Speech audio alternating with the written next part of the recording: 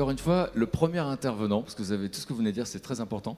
Le premier intervenant, quand j'ai su qu'il allait être interviewé, vous allez comprendre, je dis, là je fonce, c'est mon idole, je rêve de le rencontrer. Je crois que c'est le livre ces dernières années que j'ai le plus offert. Ces deux livres, il y en a un qui s'appelle Utopies, réalistes et l'autre qui s'appelle Humanité, une histoire optimiste. Alors évidemment, les gens des chaînes info ne l'ont pas lu, hein, sinon on n'aurait pas cette vision du monde. Et donc c'est un historien provocateur, c'est quelqu'un d'incroyable. Et donc les deux gars que vous avez sur scène, ils sont assez hallucinants parce qu'ils ont réussi à avoir une interview de lui. Il s'appelle Rutger BREGMAN. Et je peux vous demander de les applaudir parce que ça m'a épaté qu'il ait eu, vraiment.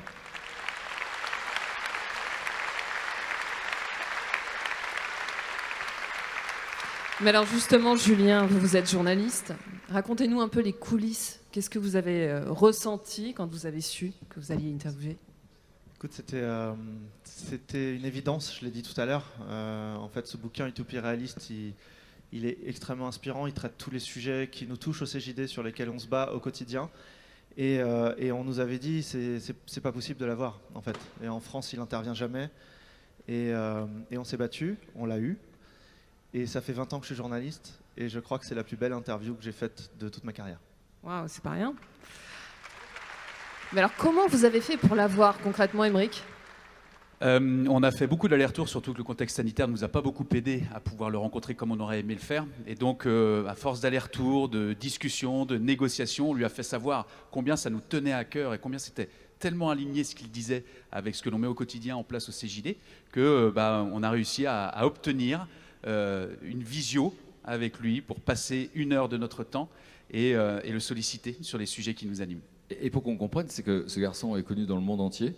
Il est très très sollicité. Son livre a été publié dans plus de 20 pays, je crois, ces livres. Vendu à des millions d'exemplaires dans le monde entier. Il a mis le bazar à Davos de fou. Et il s'est pourri avec un intervenant, un animateur de Fox News, à qui il a expliqué qu'il n'était pas la solution, mais bien le problème. Visiblement, le mec l'a mal pris, bizarrement. Donc c'est notre idole à tous. Je vous propose de voir et découvrir l'interview de cet historien révolutionnaire. Par Aymeric et Julien. Et moi, je vous invite à prendre des notes parce que je peux vous dire que vous allez apprendre des choses qui vont vous retourner le cerveau, comme on dit. Allez, on regarde. Oui, non, je voulais juste faire part du cadeau aussi qui attend l'ensemble des participants. C'est que le livre Utopies réalistes vous sera offert à la sortie. C'est Noël. C'est Noël.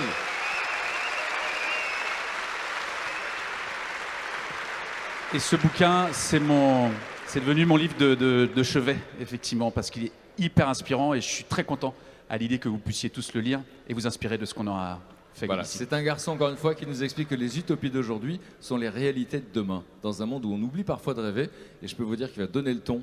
Voilà. On regarde.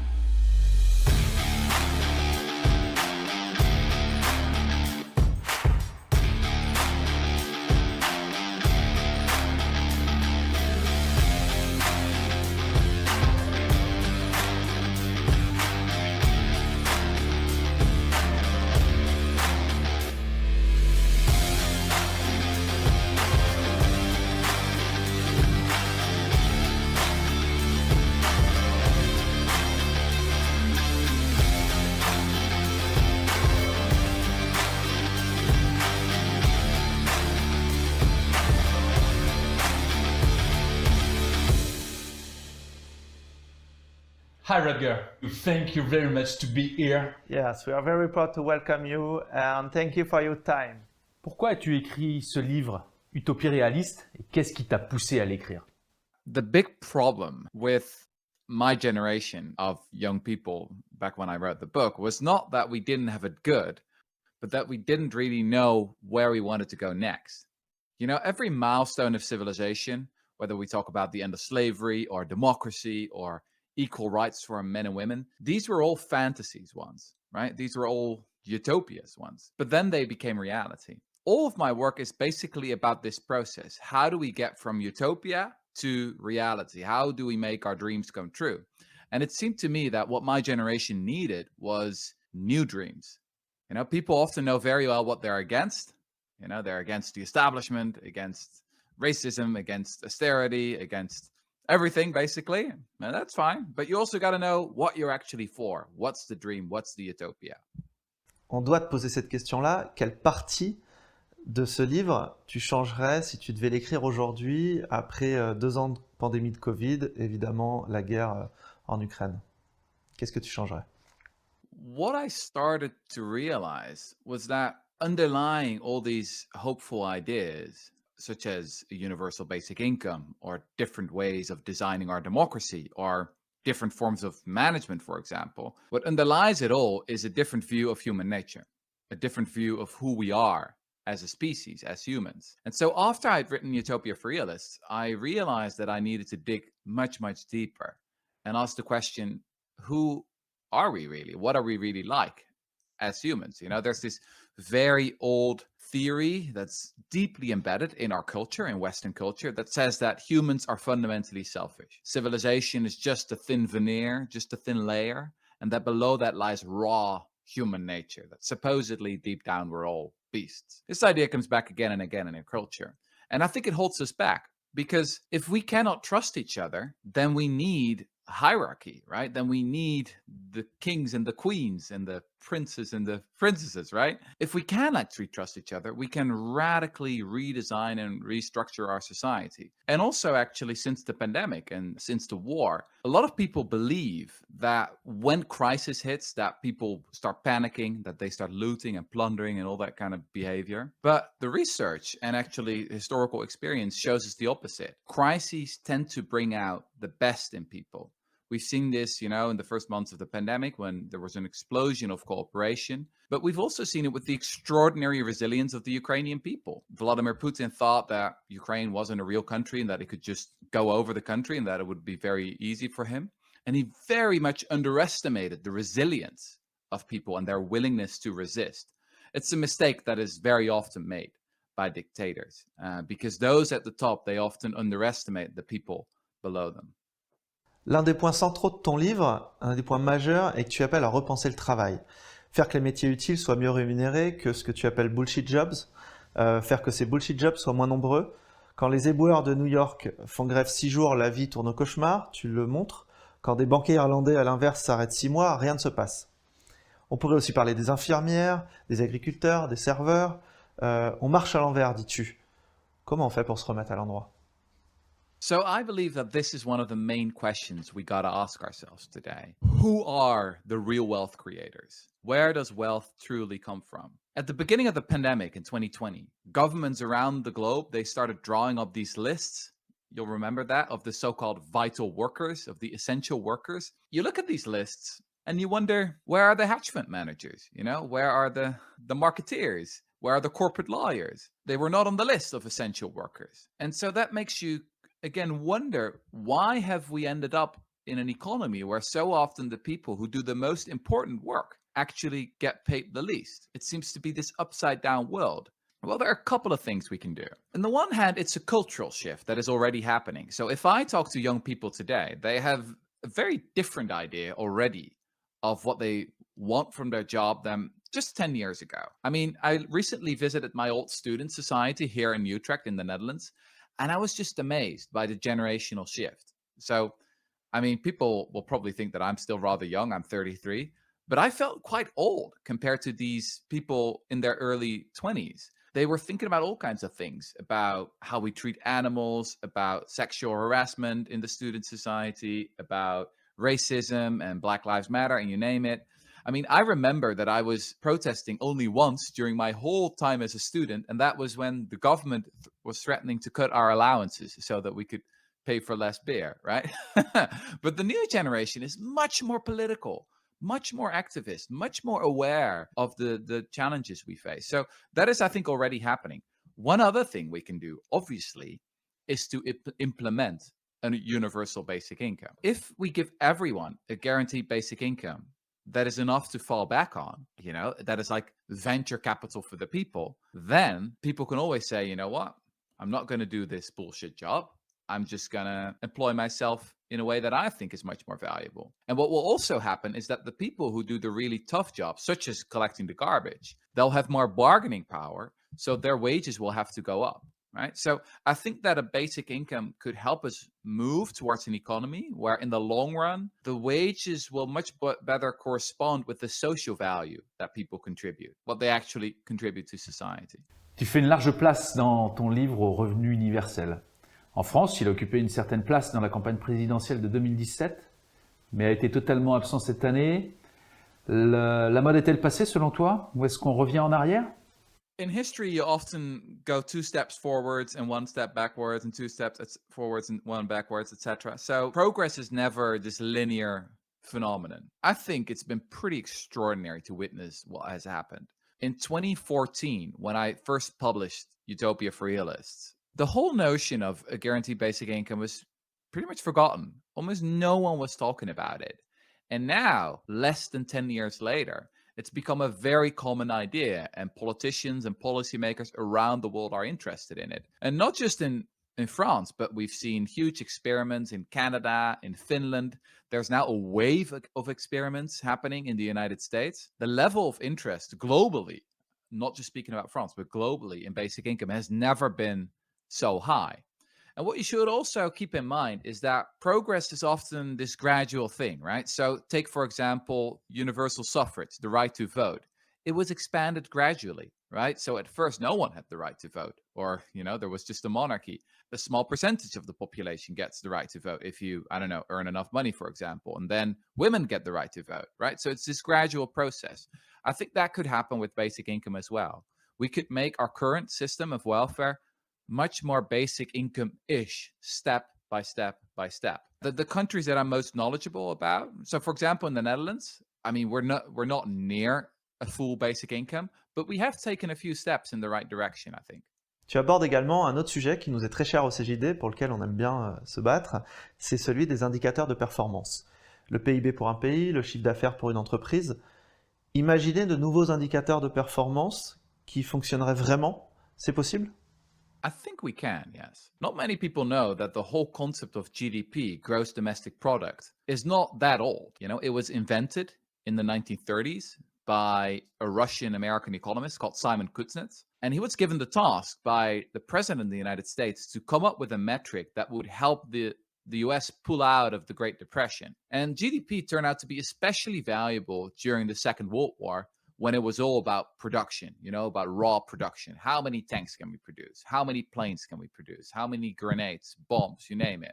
That was what it was all about. So GDP really was useful at the time. And I think still today it can be useful in some ways. But what has happened along the way is something that Simon Kuznets, the inventor of GDP, has always warned for. He said, never use this as a measure of progress, because that's not what it is. It's just a measure of how much raw stuff we can produce, or how much, financial activity is going on in the economy, but it's not a measure of progress. It doesn't tell us how well we're doing as a country. But we have made that mistake. So politicians around the globe have come to see GDP as their central key performance indicator. Yeah, I think that should change. There are some alternatives out there. So there are things like the genuine progress indicator that also try to look at how we're dealing with the environment, or are people happy, yes or no? And that's really valuable. I think in the end, what you would want is like a dashboard of all kinds of different indicators, and a realization that what you measure is never neutral. Often our measurements, they become a goal in itself, right? So we always need to be having a discussion about, what does an actual good country actually look like? What do we want? What do we define as progress? What do we define as growth? Inclusion, égalité, pauvreté, pourquoi on n'avance pas plus vite sur tous ces sujets? Par manque d'audace, de créativité, parce qu'on est trop conservateur? Globally, it's important to recognize that we have made extraordinary progress. If you ask people today, do you think that the world has gotten poorer, or do you think that poverty has increased or decreased in the last 30 years? Most people think that poverty has increased globally. If you look at the statistics, if you look at the reality, it's absolutely the opposite. There's been a massive decline in extreme poverty. There's been a massive decline in child mortality. So If you look at the vaccination rate, for example, against a terrible disease such as measles, in the 1980s, it was just 20%. Today, it's more than 80% globally. So that doesn't mean there aren't existential challenges ahead, whether it's global warming, extinction of species, you name it, the rise of autocrats. I am very worried about all those trends. But it is also important to try and zoom out so that we can have a more realistic view of where we are. Lorsque nous avons préparé cette interview ensemble, tu nous as confié que ton prochain livre s'attachera à se demander comment on jugera l'humanité d'aujourd'hui dans le futur. C'est quoi les premiers éléments de réponse? Est-ce que tu as déjà quelque chose en tête? Il est comment, l'homme de 2022? The question that I like to ask is, what are the things we do today that will be judged by the historians of the future? Maybe we've already arrived at the summit of civilization, right? Maybe we are all perfect now and, we've arrived at the end of history, and maybe not. I'm not sure. Maybe there are some things that the historians of the future will consider crazy, bizarre, or even criminal. So one of the first examples that comes to mind is the way we work. It's maybe the historians of the future will find it bizarre that millions and millions of people have these jobs that are absolutely socially meaningless, that don't contribute anything of value, and they sit in these prisons that they call offices, and they write emails to people they don't like, and they write reports no one's ever going to read, right? Maybe the historians of the future will consider that a bizarre religion. Like, what were people doing? What was that work? I'm also thinking about other things. Think about the radical inequality that's still in existence today. 60% of your income depends on the place where you were born, just the passport that you have. I mean, this is the self-help advice that I always give to young people. If you want to make it in this world, you got to choose your parents carefully, right? That's the most important decision you'll make. Finally, what I think could be considered the greatest crime today is something that still makes a lot of us uncomfortable. But I think it's the way we treat animals. There's a lot of new research that has come in the last 10 to 20 years about how smart animals actually are, that they have the ability to feel empathy and compassion, right? And that there's a much smaller difference between us and between, say, cows and pigs and dogs, etc. And the most important question here is obviously, do animals have the capacity to suffer? And the answer that the scientists now give us is yes. And there's extraordinary evidence that animals in the systems of factory farming today are suffering immensely. And I know this is uncomfortable to a lot of people, but if you really ask me what will the historians of the future consider our greatest crime, I am pretty sure that it is going to be the way we treat animals. Alors Rutger, tu as devant toi au CJD 1800 patrons qui te regardent, 1800 patrons dirigeants qui sont particulièrement engagés sur un bon nombre des sujets que nous venons d'aborder. Tu serais dirigeant aujourd'hui d'une PME en France. Quelles sont les décisions que tu prendrais pour toi, pour ta famille, pour ton entreprise, demain, dans une semaine, dans un mois, dans un an, dans 5 ans? Et d'ailleurs, à quoi elle ressemblerait ton entreprise dans 5 ans? In the first place, start with your theory of human nature. How are you looking at the people around you? If you believe that most people are naturally selfish or lazy, then what kind of company are you going to create? You're going to create the kind of people that your theory presupposes, right? You probably have a lot of bureaucracy, a lot of hierarchy. Maybe there are cameras everywhere to make sure that your employees are actually working. It will make your organization, I think, much less fun to work with in the first place, and also less productive in the long run. In my book, I give examples of organizations that really start with trust. They start with actually trusting the people around them and their employees. And sure, there are always people who abuse your trust, but do you want to live your life for the 99%, right? Do we want to write your procedures and rules and regulations for the 99%, or do you want to focus on the exception all the time? What is your view of the people around you? There's this wonderful saying from Margaret Mead, the anthropologist, who said that we should never underestimate the power of small groups of thoughtful, committed citizens to change the world. And she added to that, in fact, it's the only thing that ever has, right? So it's small groups of thoughtful, committed people who change the world. Maybe especially because of the last part where she says, in fact, it's the only thing that ever has. I mean, it's pretty brutal if you think about it. She basically says most people don't change the world. Most people just live their lives. But it's incredibly empowering to the small groups of people who are like, okay, maybe I got to be a little bit more radical. Maybe I actually want to be part of this radical shift. The abolitionists in the 18th century, there were a very tiny group of people who started to advocate against slavery. They had to pay a high price. It was very difficult. But in the long run, they were on the right side of history. I've always believed that one of the most valuable things you can do if you want to change the world is to raise other people's level of ambition. And I'm not just talking about ambition in terms of making more money or, I don't know, being more successful in a standard way. No, I'm talking about being more morally ambitious. It is actually quite small groups of people that can make the difference in the long run. If they only wake up and they realize they're much more powerful than they think they are. On a besoin d'un nouveau projet de société, c'est ce que tu montres dans tes différents livres. Or, on voit cette année en France, comme tu le sais, il y a des élections. Il n'y a aucun responsable politique qui nous propose un vrai nouveau projet de société. Peut-être, tu l'as dit tout à l'heure, parce qu'ils ne rêvent pas suffisamment. Ils préfèrent s'engueuler sur l'âge de départ à la retraite, sur 1% de moins ou 1% de plus, sur les impôts. Qui peut le faire? Qui peut imaginer ces nouveaux projets de société? Qui peut nous montrer la voie? I think we have to broaden our conception of politics here. So often we only focus on the politicians in Brussels or Paris or The Hague or New York or wherever they are. And then we're often quite disappointed, right? We're like, oh, they're not these visionaries that we're hoping for and that we're yearning for. But politics is a much, much broader phenomenon. In a way, we are all political, or at least we should all be political. Changing the world is a process in which so many different people play a role. So it starts with raising awareness, where, you know, the writers are important, and the poets and the people who participate in plays, and you name it. You need the entrepreneurs who actually come up with the practical plans and maybe translate it into business models. You need the academics who write the complicated theories. You need the lobbyists, etc., etc. And when you really start building this whole movement and this coalition, I think often it's only at the last moment that the politicians finally become aware. Politicians are often quite late to the game, in my experience. Perhaps we gotta refocus our gaze elsewhere and look at other places in society where the shift and the change is already happening. In the end, as a historian, I believe that most change is generational change. But I am incredibly hopeful if I look at, you know, the new generation of younger people who look at this world in a genuinely different way. And it's just going to be a matter of 10, 20 years before they'll be in power. That's going to mean a lot of change.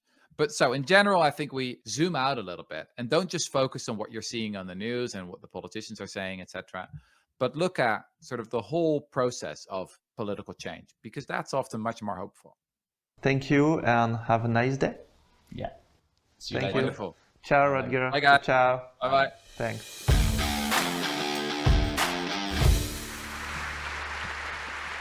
On va applaudir Rutger et les intervieweurs, Julien, Emeric. Je sais pas comment vous sentez, tu te sens comment là tout de suite? Ah, moi je me sens, ouais, c'est fort, c'est super fort. Je pense que tout le monde a ressenti ça. Et alors vous en êtes sorti comment de cette interview? Ça a dû vous remuer aussi, non? Moi j'ai des frissons en écoutant ce que je vois. Parce que le mec est très calme, et il nous dit des choses assez implacables en fait. Il y a beaucoup de débats, beaucoup d'hystérie dans notre société. Le mec en fait il n'y a pas de débat, c'est un historien. Donc il a les preuves qu'on n'a pas, et il est très sûr de son coup, et il sait qu'on est juste dans cette sorte de... Qu'est-ce que vous avez ressenti vous pendant? Alors, déjà, je suis ravi de revoir cette interview parce que il ne vous aura pas échappé que j'avais le regard vide parfois. C'est l'anglais avec l'accent des Pays-Bas. Moi, je comprends bien l'anglais, mais plutôt avec l'accent indien. Et donc là... Two hamburgers. Voilà, c'est ça. Donc j'ai décroché sur 2-3 endroits, mais évidemment, en fait, c'est juste magique. Mais nous, ça fait des mois, en fait, des mois et des mois qu'on a ces messages qui reviennent en permanence, qui finalement nous rappellent de nous poser la question de ce après quoi nous courons. Pourquoi faire, pourquoi on le fait, pourquoi il y a tant d'inégalités sur l'utilité des métiers. Moi, c'est quelque chose qui me frappe particulièrement. Et la caractéristique, en fait, on peut ne pas être d'accord en fait, avec un certain nombre de choses, mais ce qui est intéressant avec Rutger, c'est qu'il nous explique, c'est que lui, il est historien en fait à la base, c'est qu'il nous dit, mais tu peux pas n'être d'accord ou pas d'accord, c'est comme ça en fait. Les faits, il y a eu des expérimentations qui ont été faites, il nous explique dans son bouquin sur la pauvreté, des choses qui sont évidentes, sur des actions qui ont été mises en place, qui ont été prouvées, vérifiées, et c'est ça qui est juste hyper inspirant, quoi. Et toi, Julien, tu m'as envoyé un SMS, tu m'as dit j'ai fait beaucoup d'interviews dans ma vie, parce qu'il est journaliste aussi, et tu m'as dit celle-là, c'est waouh. Ouais, alors je suis pas objectif. Je suis pas objectif. Il y a 2-3 personnes comme ça dans la vie, je crois que je perds toute objectivité. C'était un moment hyper fort, je le disais tout à l'heure, un des moments les plus forts de ma carrière. C'est grâce au mouvement. Merci le CJD, une fois de plus. Ce que j'aime énormément dans son travail, et donc Aymeric l'a dit, vous aurez tous son livre tout à l'heure, c'est que en fait, il n'est pas là pour nous donner des leçons. Il s'appuie systématiquement sur de l'anecdote, qui pousse énormément. Tu parlais de son dernier livre tout à l'heure, Humanité. Dans son livre Humanité, il défend une hypothèse, l'homme est bon. Et en fait, il sait très bien qu'on va lui opposer 1 milliard de choses, notamment dans le contexte actuel. Sauf qu'il le prouve. Et il va le démontrer en prenant les pires périodes de l'histoire et en montrant ce qu'il y a de meilleur dans l'homme dans ces périodes. Mais en fait, il nous a dit beaucoup de choses. S'il y avait une phrase qui vous a marqué particulièrement, qu'est-ce que vous avez retenu de plus fort, Aymeric? Au fond, un mec comme ça se partage. Donc vous offrez le livre, je trouve ça magnifique. Là, il y a l'interview, c'est incroyable. Et donc si vous aviez envie, parce que là, il y a beaucoup d'informations, un truc qui vous a marqué, vous, c'est quoi? Une phrase, une notion, Moi, je suis resté bloqué sur les bullshit jobs. En fait, sur vraiment les métiers qui sont sous-payés par rapport à l'utilité qu'elles génèrent au monde. Et c'est vraiment, j'ai pas une phrase qui me revient comme ça, mais c'est vraiment ce concept en fait qui fait prendre conscience vraiment que quelque chose doit se passer. Il faut que tu comprennes que c'est très compliqué pour Aymeric de répondre à cette question parce que quand Rutger a dit hello, il était effectivement déjà un peu perdu. C'est une question Mais il a piège. vu le sous-titre depuis. Il a découvert l'interview en même temps que vous, en fait. C'était très bonne cette interview. Vraiment. Alors je précise parce qu'à chaque fois qu'on fait ce genre de truc, et après il y a des JD qui viennent nous voir, mais c'est très tendu entre vous. Non, on s'aime beaucoup. Hein, d'accord. On s'aimait beaucoup. Moi j'en ai une, c'est ça, il est temps que ça se termine. Plus qu'un mois. Toi, tu retiens quoi? Sa réponse de fin, sa phrase de fin. Élargissons notre vision de la politique. Si on attend quelque chose des autres, quelque chose de ces gens-là, si on attend que la vision et que l'impulsion viennent d'ailleurs, on sera déçu. Et je crois que ça, on le porte tous les jours au CJD, on se prend en main, on croit en nous et on y va ensemble.